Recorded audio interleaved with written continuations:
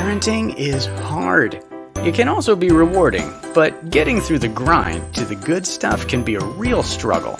And all of us could use some inspiration, encouragement, or just a reminder that we aren't alone on this journey. Sometimes even parents need a timeout.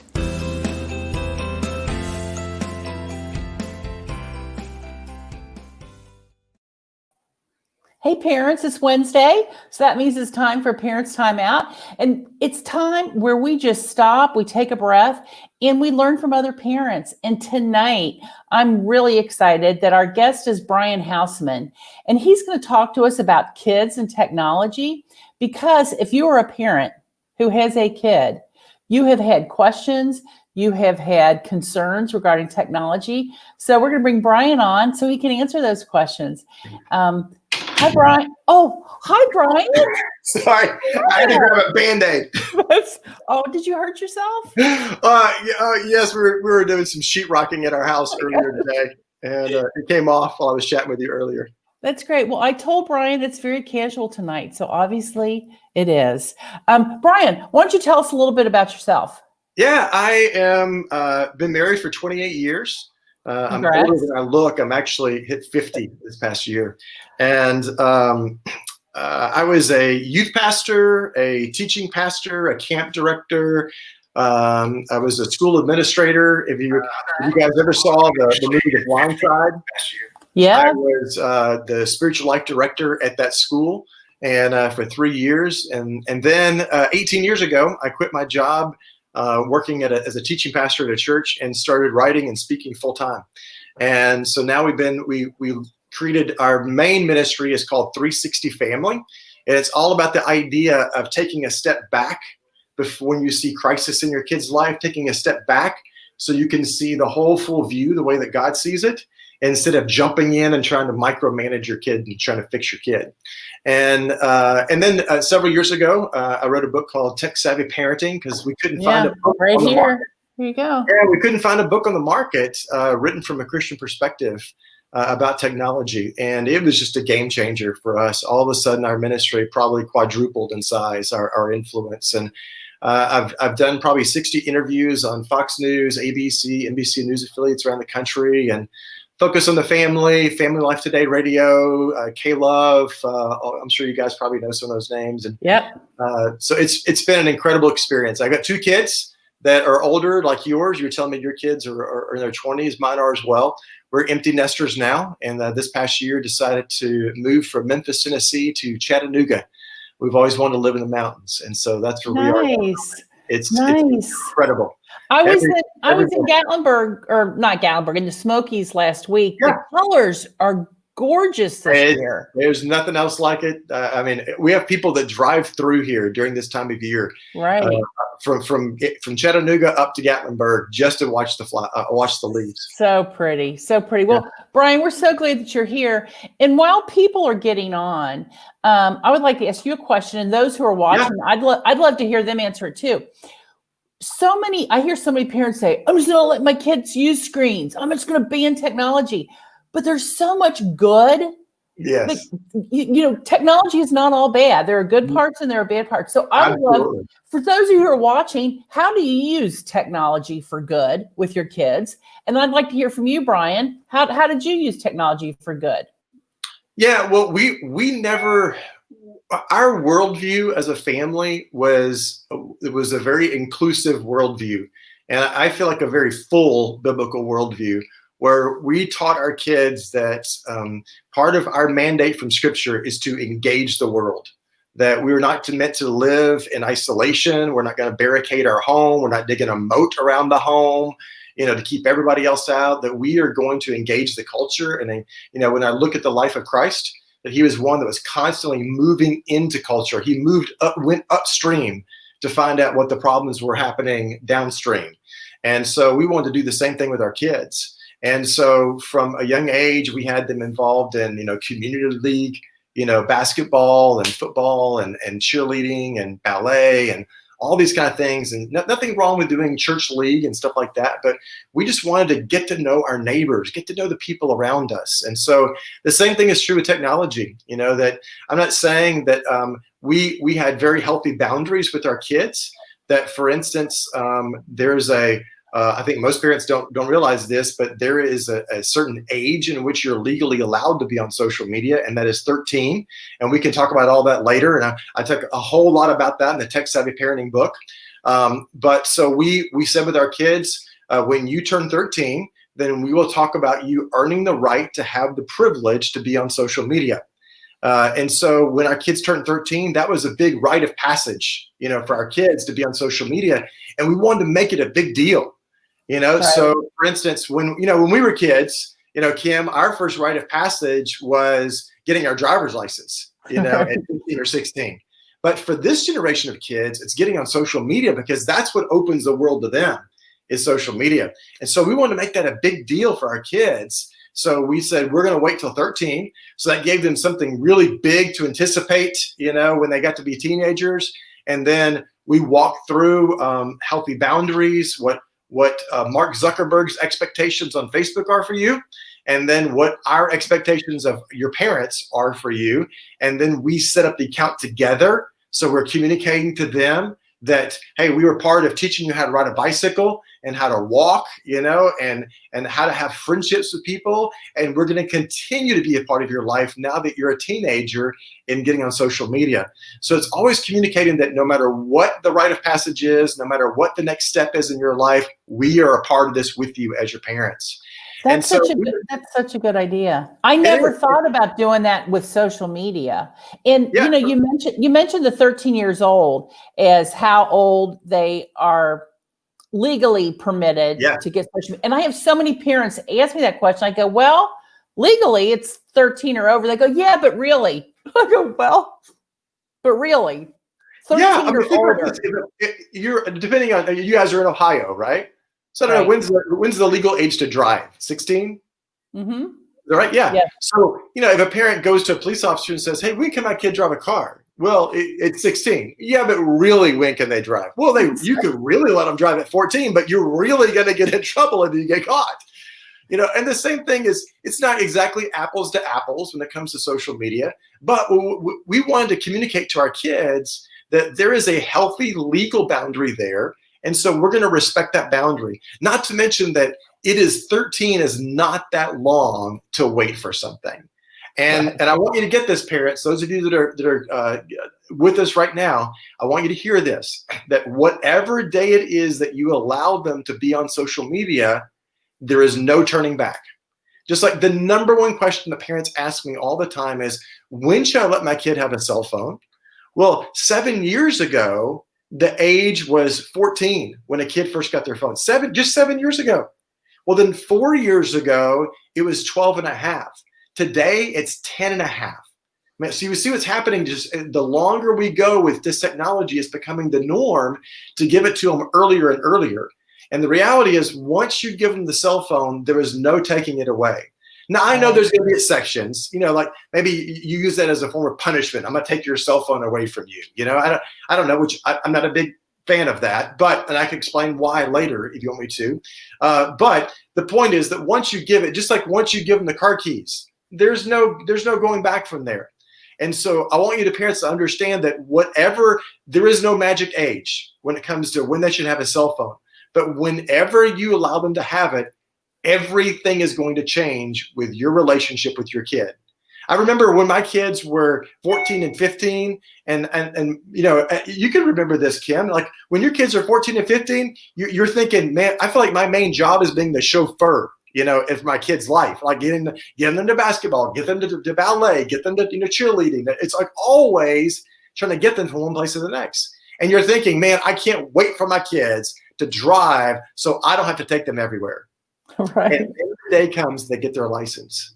And I remember within 2 weeks of my daughter having her license, I was grieving because what I missed was the 6-minute drive to school and the 6-minute drive back home. Because that was 12 uninterrupted minutes that we had in our day, the only 12 minutes that was uninterrupted. that no one else was around us. It was just us, the two of us together. But then once she had her car, had her, those license, she didn't need me for that. And the same thing is going to happen whenever you let your kid have a cell phone. That doesn't mean it's bad. It is what it is. It's a new phase of your relationship with your kid. And so you just need to decide that whenever, you think it's appropriate, and for me, I consider all of life as spiritual. That means that I think that God doesn't care about just what I do on Sunday mornings and Wednesday nights, but that God is concerned about my finances and how I treat my neighbor and, how I vote and how I, engage with people around me, and all of life is spiritual. And I think the same thing is true of technology, which is why we as parents have to develop a theology of technology. Like, how do we help our kids to think biblically, in a holy and holy, WHOLE and HOLY, when it comes to technology. And so if that's true, if you believe that all life is spiritual, then that means when you start questioning, when should I let my kid be on social media? When should I let my kid have a cell phone? My first question is, have you prayed about this? Like, we're just to ask the question, God, is my kid ready for this kind of responsibility that comes with screens in their life? And I've been to conferences, just like Kim, you told me you met me at the D6 conference. And I have parents at those big national conferences that will come up to me and say, so I let my 3-year-old play with my iPad when I'm grocery shopping. Is that okay? And I'm thinking, man, I remember grocery shopping with my mom at 3 and we didn't have iPads. We entertained ourselves, But what happens is the earlier and earlier that we expose our kids to these screens, it's just going to become part of their life. And by default, sometimes it becomes the babysitter. Right. That I don't want to mess with this, so just here, play with my phone while I have a few minutes with my friends, or over coffee, or while I'm shopping, or that kind of thing. And I don't know that that's the best usage of a screen. Getting back to your original question, which was, how do we use these things in a positive way? We would do things like when our kids had their cell phones, we would just send an encouraging text message once a week. Yes. And not send them the whole first chapter of Harry Potter in a text message. Send a quick, hey, I'm thinking about you while you're taking the test today. Or, oh my gosh, here's this silly picture I saw on Facebook or Instagram today. And just once a week, I would just continue to keep that line of communication open with screens with my kids to say, I'm with you in this, And I made a choice that we're never going to reprimand our kids through a screen. Does that make sense? Because relationships yes. are meant to be real life. So that, if they're late getting home, or, they didn't check in that day, I'm not going to send them a text message and say, you better be where you're supposed to be right now, or you better get home right now. No, I'm not going to use screens as a way to, beat at my kids. Instead, we're going to use this in a positive way. So send silly things, fun things. We have a family text message. It's called Mi Familia. And so whenever we want to say something to our whole family, my kids, my daughter and son are in college. And so they will just, send that to the group text message. So it's become just a fun way for us, all of us in the family, to keep up with what's happening with our family. We would also connect with each other on social media. I think it's really important that if your kids are going to be on social media, that you be yes. on the same platform. Yes. That you may not understand TikTok, but if you're going to let your 12-year-old be on TikTok, then mom, you better be on TikTok, right? And if you don't know how to use it, have your kids show you. Oh my God, yeah, because then you're saying to your kid, I think we don't always have to be the professional. We don't have to be an expert in everything when it comes to our kids' life. That it's healthy to say to our kids, hey, can you show me how to do this? Or, when I go to schools and I do a presentation in public schools and private schools called My Wired Life, that's about helping kids to use technology safely and wisely. And I will ask kids all the time, especially middle schoolers, how many of your mother has ever come to you and said, hey, can you fix this for me? And all these 7th graders are raising their hands, Right. And I'm silly, but it can also be a positive thing to say, can you show me how to use that? That show me how to use Zoom the way that you do it with your friends, Well, and that's how relationships are. That's how relationships are. It's Absolutely. Not just always one person directing the other person. It's back and forth. And I love, if parents hear nothing other than don't reprimand over the phone, that is so good. And what you said, my kids are adults now, and we text a lot and send audio messages. And I know some of my friends will say, yeah, but I don't really like to text. I'd rather talk on the phone.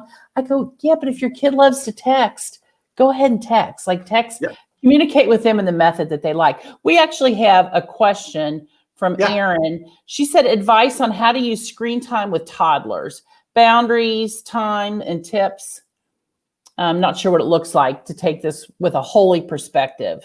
Yeah, I was mentioning earlier, Aaron, I'm not sure when it is when you join the conversation that I've had parents of 2-year-olds and 3-year-olds, come to me and say, is it okay for my kid to play with my iPad, or I've got a broken iPhone, cell phone that is, not connected to a carrier, but they just like to play, watch Caillou or, something like that on YouTube Kids. And I think that's got to be your call as a parent. To me, it's not a biblical issue I can look at a scripture and say I should or shouldn't do this. But for me, I've just got to use wisdom and tact and think that if I've only got a certain amount of time with my kids each day, do I want to use it by sitting in front of a screen or giving them a screen to play with, or am I going to choose to get in the floor, and get down in their world? And for me, that's a big, thing when I look at the life of Christ, that he, scripture talks about that in Philippians, that he left his place to come down into our world to become one of us, taking on the very nature of a servant. So what does that look like for me as a dad when I've got a 9-month-old, especially when, if you're a working parent and you're outside of the house? I was on church staff back when my kids were toddlers, Aaron, and I had what we called happy hour. And that was 6 to 8 p.m. That's it. That's all the time I have with my kids during the day, was 6 to 8. And I thought, when I got home, I don't want to spend that time by giving them a screen so I can have a conversation with my wife. And I don't want to give up those 2 hours. So we're going to play a game together. We're going to be silly together. We're going to roughhouse together. And then at 8 o'clock after bedtime, then I can jump on my screen and Netflix and everything else, after that. But, so the point is that whenever you're with your kid, just to be fully engaged with them. I would say if you're going to let your kids be on a screen, for a few minutes a day at that young of an age as a toddler, that to do it together. That if there's a certain, like say, maybe there's an iBook, that you want to read to your kid. And so you're going to be on the iPad together, and then you're going to read through that book on the iPad together and then put it away. So I would be very cautious about just giving a toddler, even a young child, a screen as a way to entertain themselves. One of the things that came out about 5 years ago, YouTube began to have so many complaints from parent groups because of inappropriate videos on YouTube. So they created, matter of fact, YouTube said, this is again 5 years ago, that they were taking down 10,000 inappropriate videos every single day. The problem is, there's over 25 million new videos uploaded each day. So there's no way that they're catching, inappropriate videos. I mean, I could pull up on my phone right now with just a word search on YouTube and find anything that I want to. So what's happened, my son, his very first exposure to digital pornography was actually on YouTube, because he was watching anime videos, kids' cartoons. And then off to the side, here's 5 more videos that you might want to watch. And then, it was recommended, here's Japanese anime. And then one of the links was lesbian anime. Well, he was 9, and we're letting him in our family room out in front of everyone watch YouTube cartoons. But then here's this link, and he doesn't even know what this word means. He just means anime. So he clicks on it, and it wasn't even a cartoon. It's a video that was sexually inappropriate. And I wasn't angry at him. He didn't do anything wrong. He's 9. He doesn't know what this means. I was frustrated with myself that I was letting him watch this, and I wasn't aware of what he's clicking on until later. And I was frustrated with YouTube for not policing themselves, diligently enough. So they created what's called YouTube Kids. And Aaron, you might be familiar with this, that it's a YouTube site just for children, where they're supposed to be, all the videos are, quote, appropriate. Well, now YouTube had to admit just last year that there were some channels that pedophiles, I'm not saying this to scare you at all, I'm just saying we know that this is happening. I'm not saying that it's happening on every channel, but there were pedophiles that were creating YouTube for Kids channels. There was nothing inappropriate about the videos. It was just videos of children playing, like children playing on a playground. But what was happening was in the comment section where people can comment on the videos, that the pedophiles were using keywords that were familiar to them, so they could communicate with each other as pedophiles and send links to other websites outside the YouTube Kid page. Does that make sense? Yes. So yes. There is no way for a parent, you're watching the video and there's nothing inappropriate about the video, but it was being used as a way to communicate with each other sexually inappropriate material. So again, all that gets back to at whatever age it is, Aaron, whether it's a toddler or a 3-year-old or 13-year-old, that we as parents have got to be involved to know what our kids are watching and to go back and look at the history to see what they've clicked on. Right. It's important to watch with your kids. And we have so thanks, Aaron, for the question. We have a question from Karen Gerke about, okay, they're doing online gaming now. How do we best monitor who they're playing with? And one that shows trust, but not be naive about it. That is a great question, Karen, because we went through this with my son. When he was a teenager, actually back before he was a teenager, he was wanting to play video games. And we didn't want to demonize video games and say, oh, video games are bad. They take up too much time. The number one activity of middle school boys in America is no longer athletics. The number one activity is video games. It's the way that they, I think this is, we have to step back. Let's take a half a step back away from the video game question, Karen, and look at this, that when it comes to technology, it's really important for us to understand the sociology and psychology of screens in our kids' lives. So we can't just look at, social media and say, man, they spend too much time on this, or video games are a waste of time. They take up too much of my kids' space in their life. And because we don't understand the sociology of it. And it's the number one way that middle school boys interact with each other is video games. So I don't want to say my kid can't play video games. Instead, I want to create a space in their life to play it in a healthy way with healthy boundaries when it comes to time and the type of games. So, we would say to my son, your friends are always welcome at our house to play video games, So we were spending extra budget money, every month to buy frozen pizzas and pizza pockets and bites and things like that, because my son was constantly inviting his friends over to play video games. Now, here's the magic of that if your children are inviting their friends over, now you have influence with your children's friends. So I'm not saying that you're their parent, but you've got now influence that's second tier in your kid's life. So we always wanted to make our home a welcome place for our children's friends. Okay, that has nothing to do with video games. That's just a freebie, by the way, when it comes to being parent. All right.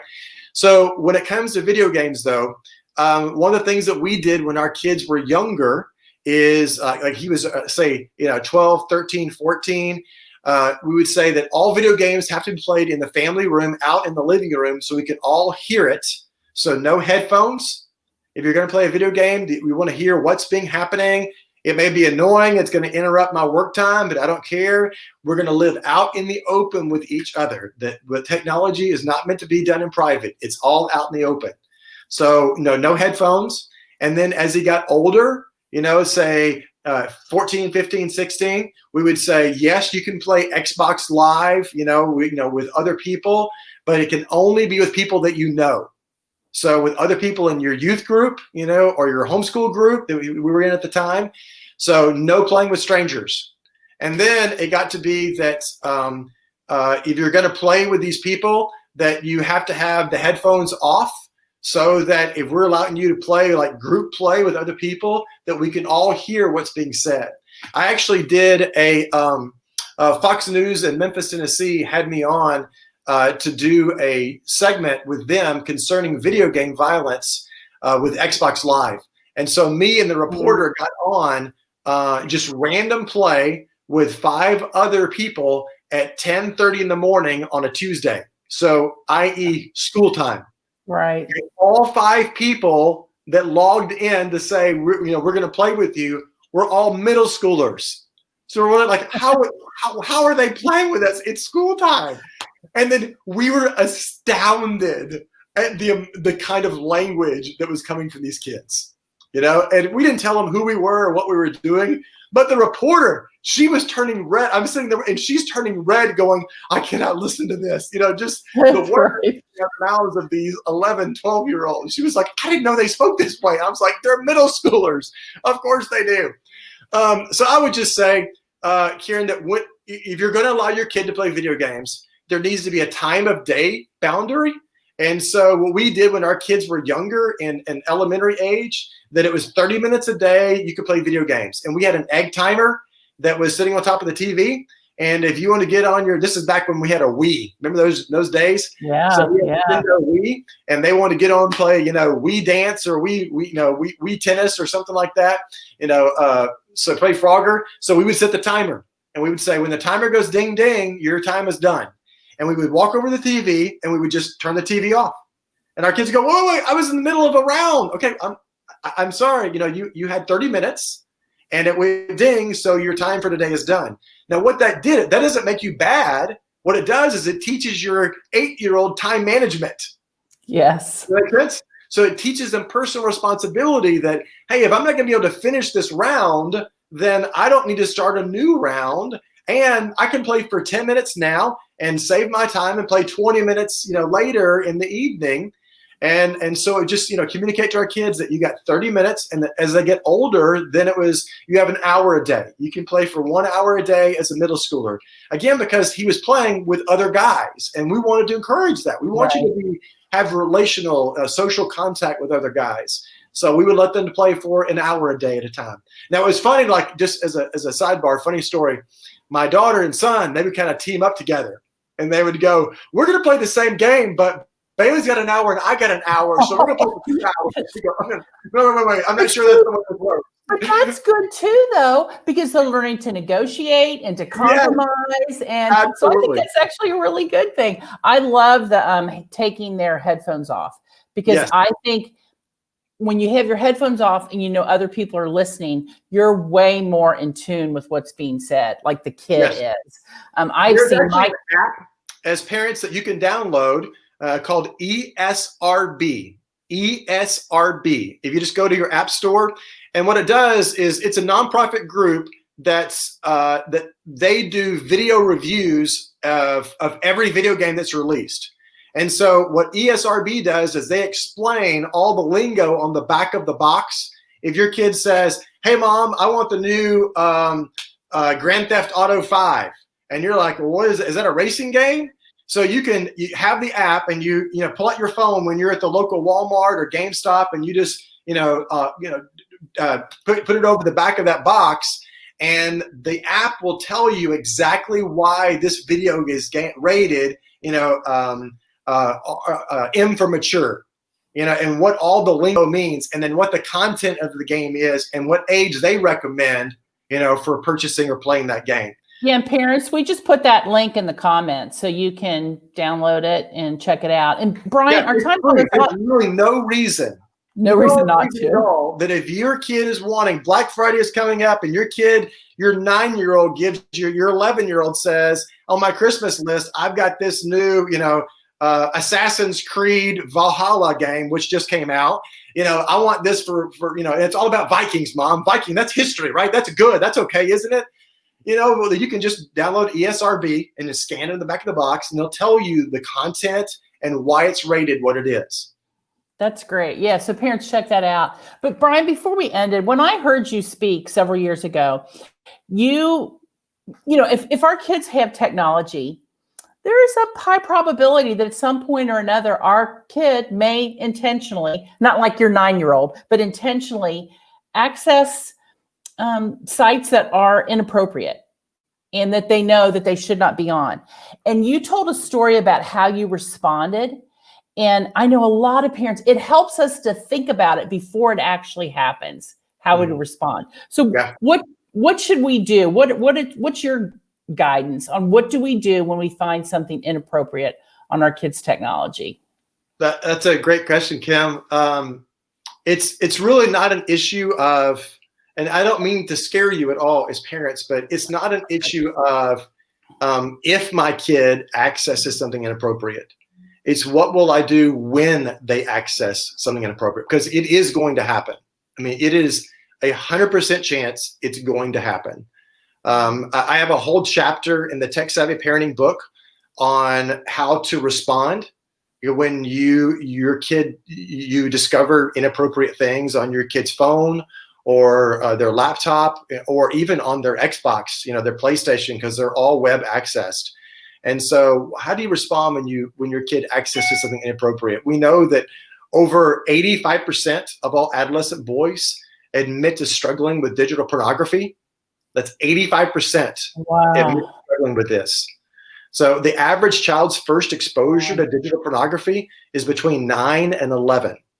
So that's kind of your target audience, Kim, right? I mean, young parents at your church. Yeah. And so we in our family, we decided we didn't want to play the fool and act like it's not going to happen to our kids. Just because our computer was in the family room, in the living room, just because we had, blockers on their handheld devices and on our laptops, that we still want to be proactive instead of reactive.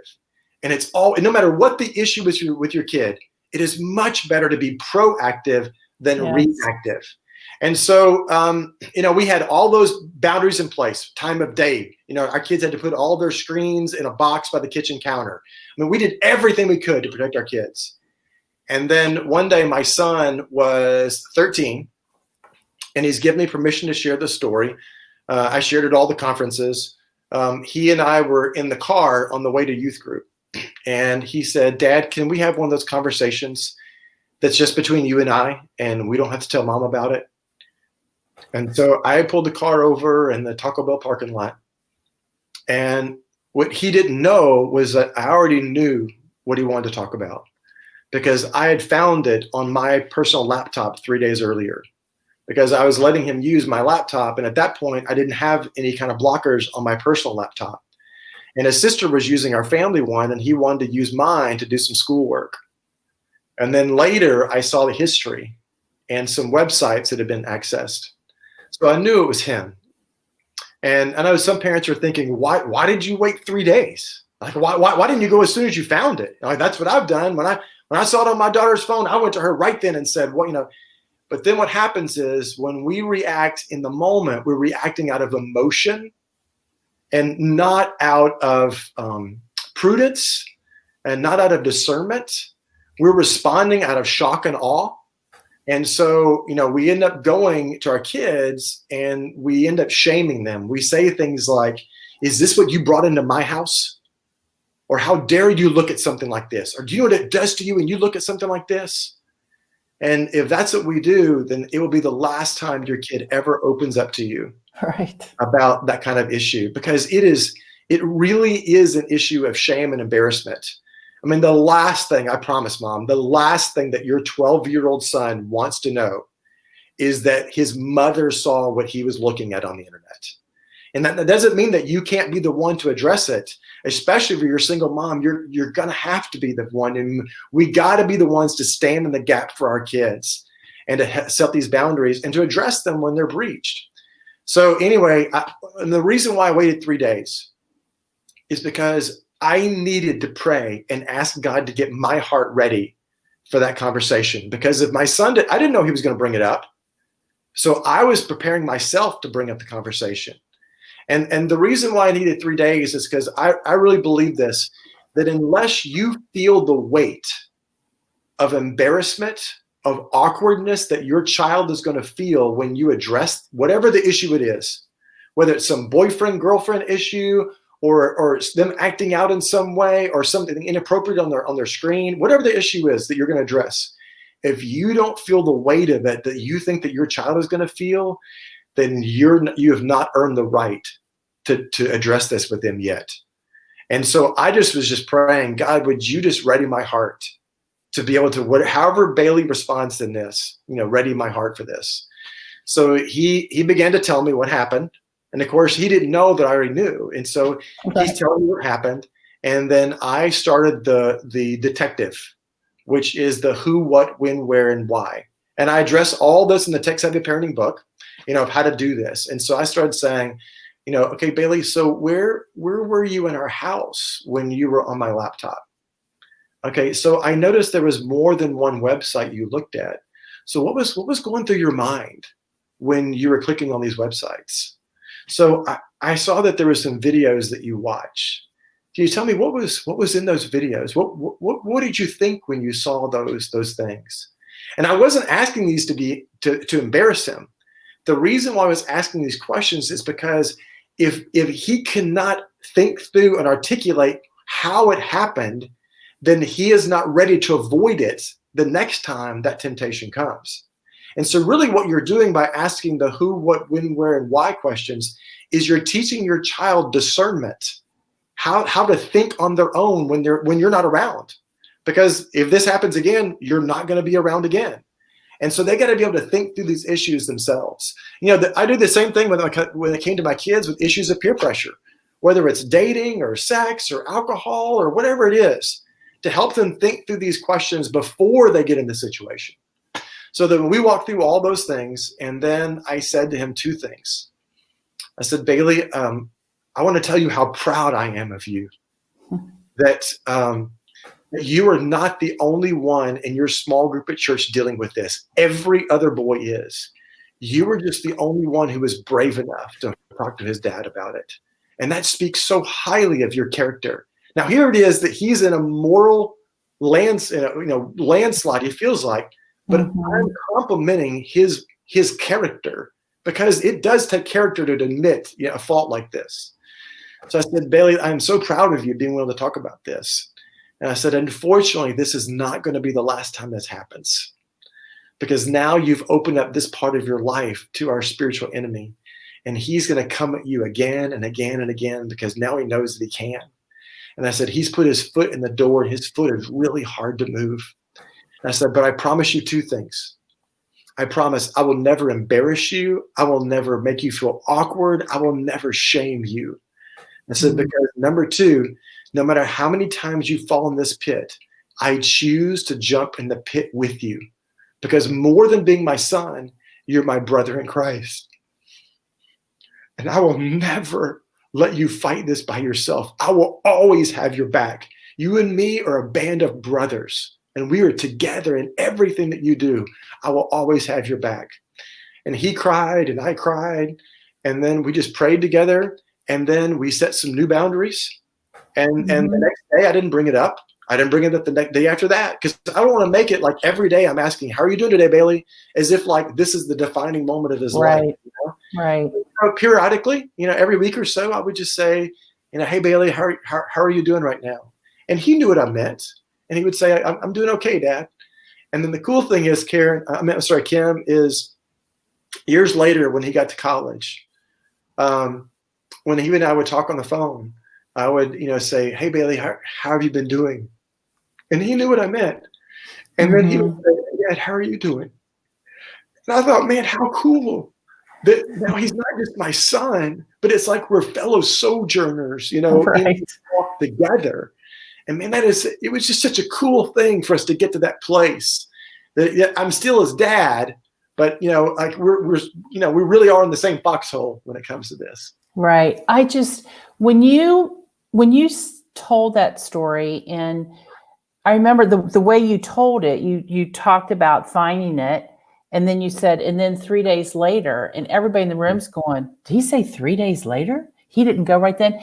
I have told more parents that, because I think if one thing we can learn is to just stop and think, okay, is my kid in immediate danger or somebody else in immediate danger? Is it illegal? And if any of those things, you need to address it then. But really, so many of those things that we rush in to address, we really do have the time to take a deep breath, to pray, to really think about the words that we want to use to encourage and build our kids up. And just hearing you, like at the end then with your kid, you reminded him who he was. Exactly. Yep. And that's what our kids, he remembered what he did. So I just, thank you so much. I know that tonight we're talking about technology, we're wrapping up our time, but parents, I just want to encourage you that have a bigger view than just technology for a moment here, a bigger scope. And it's that when our kids were growing up, no matter what the issue was, what the indiscretion was, more times than not, we took a step back before taking a step in. Yes. And then there are many times that there would be something that wasn't an ongoing character issue. It was just a quick, immediate, unhealthy reaction to something. And we didn't address it. We would just let it go. If our daughter out of the blue one night over the dinner table would say something like, as a 17-year-old, I just don't find anything wrong with drinking alcohol. And I know that she had not drank alcohol yet, but she just makes a statement like that. Nope, I'm not taking the bait. We're not going to get into an argument about something that's not an issue. It's a non-issue right now. Or if she snapped at me, and just, reacted out of emotion because something else that happened at school that day. And I got to have enough maturity as a parent to understand the way she's responding right now. It's not about her and I and our relationship. There's something else going on with some other boy, some other girlfriend that she's frustrated about. And now for a split second, she's taking it out on me because she's frustrated. And I don't have to jump in and say, hey, you don't respond to me that way, young lady. You're going to be respectful to me. And now I'm going to start a fight over something that's not an ongoing character issue. Does that make sense? Right. And if we want to parent like God parents, God does not come down on us every time that we are disobedient or make a bad choice or when we sin. Sometimes He gives us grace. Sometimes He blesses us in the middle of our disobedience. So that's so good. Brian, I so appreciate you. And parents, if you want to hear more from Brian, Beth put the website up at the top, and then also this book. It's a really easy read, and I mean that in that. I mean, you take a chapter in, you think about it, and I would just really encourage. Yeah, the longest chapter in the book is 8 pages because I love that. We wanted to write it so it was just really quick and condensed and lots of pictures. I also love it as visuals. That's my kind of book. But Brian, thank you so much for just what you're doing just to help parents be better parents. And I just want to bless you tonight. And for those of you who are watching, we'll be back next week with Hannah Faye. She's a therapist. We're going to talk about different parenting styles. And so you hope you join us and enjoy those beautiful fall colors in May, Brian. Well, if you guys want to connect me on social media, I'm on Instagram and on Facebook. And so you're welcome to find me. You're also welcome to go to our website at 360family.org. That's 360family.org.